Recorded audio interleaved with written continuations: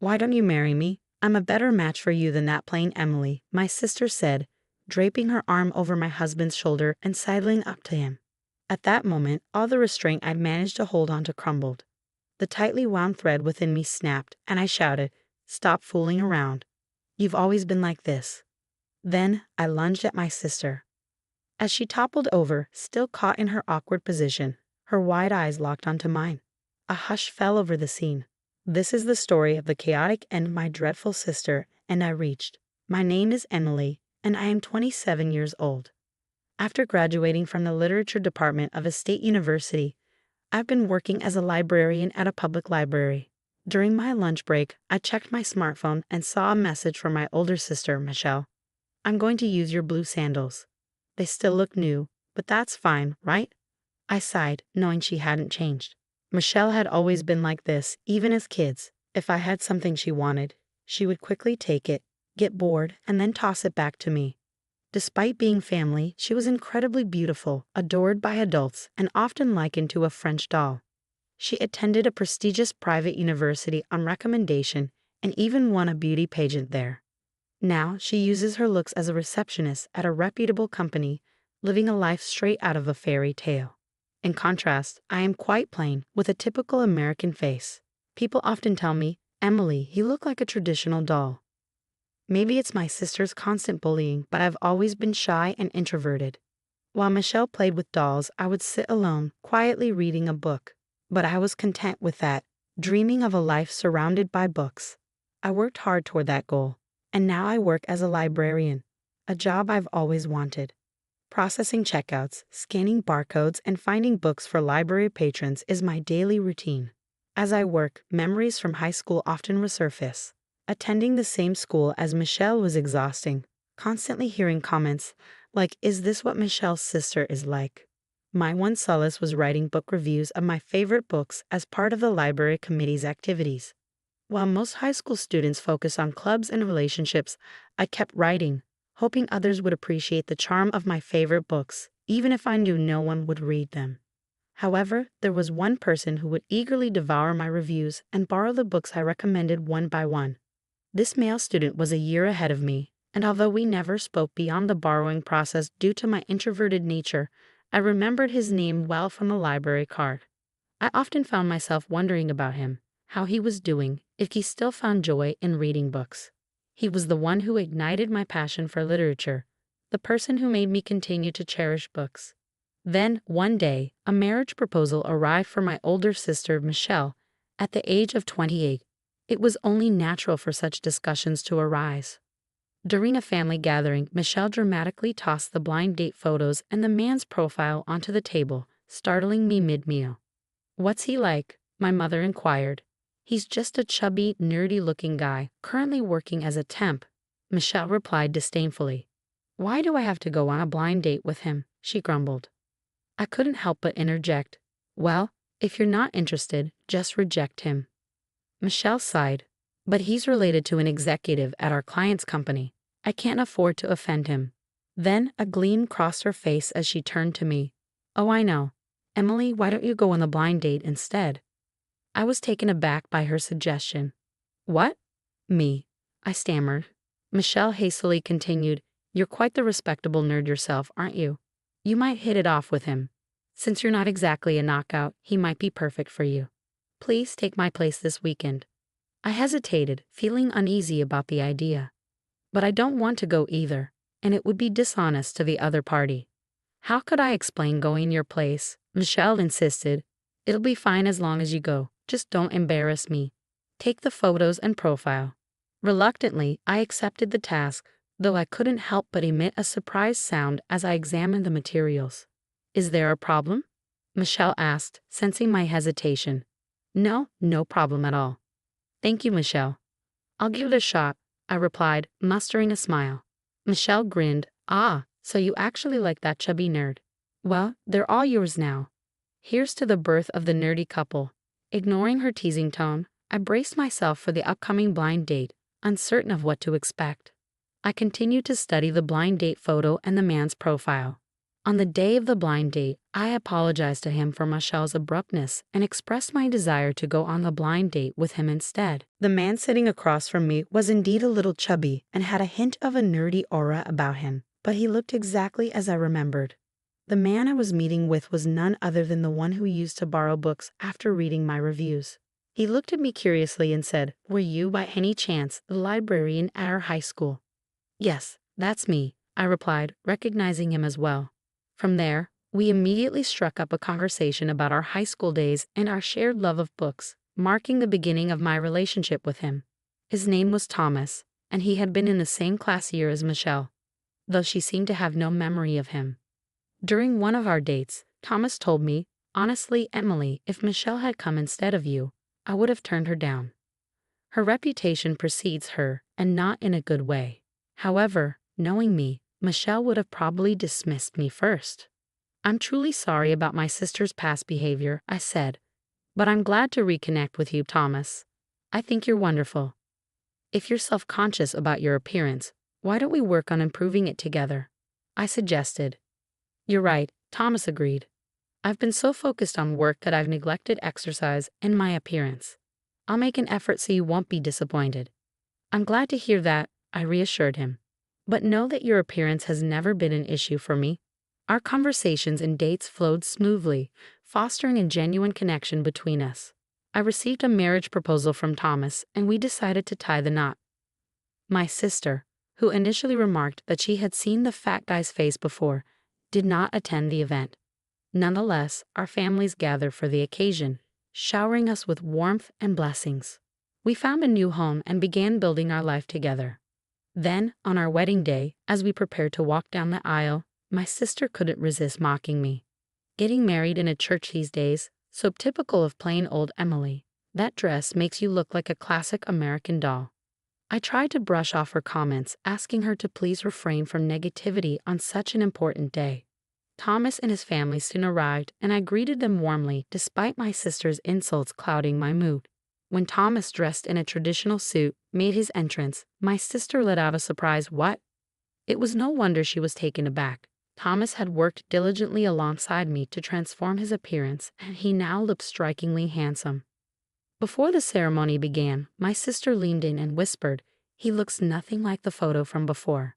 I explained, "Thomas has put in a lot of effort. He always had a handsome face, but he looked lackluster in the previous photo due to being overweight and having an unflattering haircut." "I thought he had plastic surgery," my sister said with sarcasm. "It's quite something that a porcelain doll like you could marry a man who now looks like a movie star." Despite my sister's snide remarks, we made it through the wedding ceremony and celebrated with a small reception at the church, surrounded by our closest loved ones. As we prepared to leave with hearts full of happiness, my sister approached us, drunk, and said, "Hello, Thomas. Thank you for marrying my ugly little sister." Thomas responded calmly, "Well, Emily is far from ugly. Thank you for being here today. It's time you head home now." My sister ignored me and continued, "So, Thomas, you've changed your appearance. But what about your job? You're a temp, right?" "Yes, I'm currently working as a temp," he confirmed. "I couldn't stand having a husband who's a temp.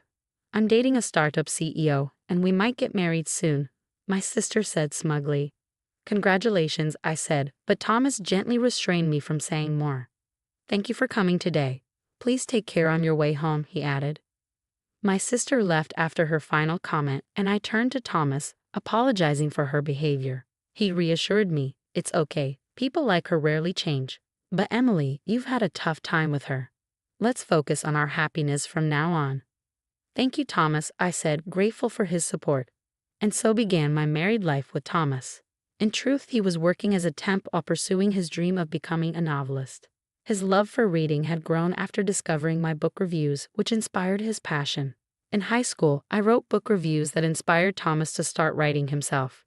So far, he's had a few pieces published in literary magazines, which is an impressive achievement. Although he earns money from his manuscripts, he still faces financial uncertainty, so he balances his job as a temp with his writing. "Thomas, I have a job too, and we have some savings. Why don't you focus solely on your writing?" I suggested. "Emily, you're always so supportive." "Thank you. I'll give it my best shot. Thomas replied gratefully. So Thomas left his job and devoted himself entirely to writing. Though life was challenging, witnessing his passion for his work fueled our determination. Then one day, we received a call from my sister Michelle. She announced her engagement to the startup CEO she had previously mentioned. Next week, he's coming over to meet the family before we get married. You should come too. It would be odd if your jobless husband weren't there, so make sure you dress appropriately, she said, her tone condescending. Despite my irritation at Michelle's attitude, I knew we needed to attend her engagement and wedding. With that in mind, Thomas and I decided to join the family gathering. I'm sorry you'll miss your important event that day, Thomas, I said. Don't worry, Emily. She's your sister, after all, Thomas reassured me. Upon arrival at the venue, Michelle greeted us with a smug expression. Welcome to the antisocial couple. Please be nice to my darling, she quipped. We ignored her jabs and went inside to exchange greetings with Michelle's fiancé. He was flashy and strikingly handsome, a stark contrast to Thomas, but he carried himself confidently in his profession. I'm Emily, Michelle's sister. It's nice to meet you, I said. And I'm Thomas, Emily's husband. A pleasure to meet you, Thomas added. As we exchanged greetings, Michelle's fiancé, Larry, bowed his head politely and responded, Nice to meet you too. I tried my best to ignore my sister's triumphant smile as she stood beside him. At that moment, Thomas's phone rang. I'm sorry, this is important. I need to step outside for a moment, he said. Thomas left the room, and though I was having dinner with our parents, Michelle, and her fiancé, my mind was preoccupied. When Thomas returned, he whispered something in my ear, and I gasped in disbelief. Really? Congratulations, Thomas. That's incredible, I exclaimed, unable to contain my excitement. My mother, surprised by my outburst, asked, What's going on? Not now, Emily. Thomas's novel just won a major literary award, and it's going to be adapted into a movie. Is that true? Congratulations, Thomas, my mother exclaimed, her face lighting up with joy. Yes, that's fantastic news, Thomas. All the support Emily has given you has paid off. Our parents were thrilled, and Larry joined in with his own congratulations. That's wonderful news, Thomas. Let's raise a glass to celebrate. I'm sorry, but I have to give some interviews about the award, Thomas said. As Thomas prepared to leave, my mother began to remark, Well, I guess that's it for Thomas and Emily, when suddenly something unexpected happened involving Michelle. Michelle abruptly stood up from her seat next to Larry and walked over to us, positioning herself between Thomas and me. Hey sis, shut up, you ugly, she began in an icy tone. Thomas, why don't we get married? I'm a far better match for a successful award-winning author like you than someone like Emily, she suggested with a smirk as she placed a hand on Thomas's shoulder and leaned in close to him. I felt my world shatter around me. Michelle always desired what I had, and once she was done with it, she cast it aside. She consistently belittled Thomas and me, but as family, I had always put up with her. This time, however, I could no longer hold back. A rush of tension surged through me and I shouted, That's enough, Michelle. You've always been like this. As I lunged at her, she stumbled back and fell awkwardly to the ground. Thomas, who had been leaning on Michelle, jumped away. Michelle sat on the carpet, stunned, her wide eyes filled with surprise. What on earth are you doing? She cried. That's exactly what I should ask you. What were you thinking? Thomas's voice was cold and sharp as he looked down at her with disdain. I mean, I was offering to marry you, she stammered. Even if I were the last man on earth, I'd say no. Emily is the only one for me, for life. What's so good about Emily? I'm prettier. My figure is better, Michelle protested. Emily is not only beautiful on the outside but also on the inside, unlike you, Thomas retorted. She's been my support all this time, the reason I achieved these awards. Something you could never accomplish. Thomas walked over and put his arm around my shoulders. I could feel my anger toward Michelle slowly dissipating and warm tears streamed down my face. How dare you reject me after all my advances? Michelle's face flushed red, her voice shaking. Michelle, what are you doing? Do you even understand the significance of this occasion? Our parents scolded her, now fully aware of the situation. Looking as though she had just awakened from a dream, Michelle rushed back to Larry. I'm sorry, Larry, she apologized. Looks like it's going to be you after all, Larry said, exasperated, straightening his tie. That's enough. Stop talking. Who would want to marry someone who throws herself at a married man during a family gathering? He paused, then continued, Let's call off the engagement. I'm sure you understand why. Our parents turned pale and could only nod in agreement. Wait, even you, Larry? I've already announced our upcoming wedding to everyone. What happens if you back out now? My sister shouted. Larry responded calmly, It's time for me to take my leave. Congratulations once again, Thomas. All the best to you both. Thomas and I bowed as Larry left the room. Wait, Larry, Michelle cried out, but her desperate calls were in vain. I am disgusted. Don't show your face for a while, our parents said to Michelle before they too left the restaurant, casting her a contemptuous glance. Emily, let's go home, Thomas said as he reached for my hand and gave it a comforting squeeze. I held on to him tightly, and as we left the restaurant, I turned back to see my sister, dazed, collapsing in her seat. Fast forward a few months after the end of her engagement with Larry, and my sister seemed downcast for a while. But she soon began seeking a new partner, though she only focused on high-profile men who appeared put off by her mercenary attitude. My sister's once famed beauty is starting to fade with age, which may make her quest for marriage more difficult. Meanwhile, Thomas was kept busy with award ceremonies, interviews, and film releases following his literary success. He has since been able to shift his focus back to his writing projects. Thomas has always been a kind and devoted husband, and now he is known as a loving partner, frequently sharing stories about me during interviews. Supporting my growing belly as our child develops, I pledge to stand by Thomas's side and support him always.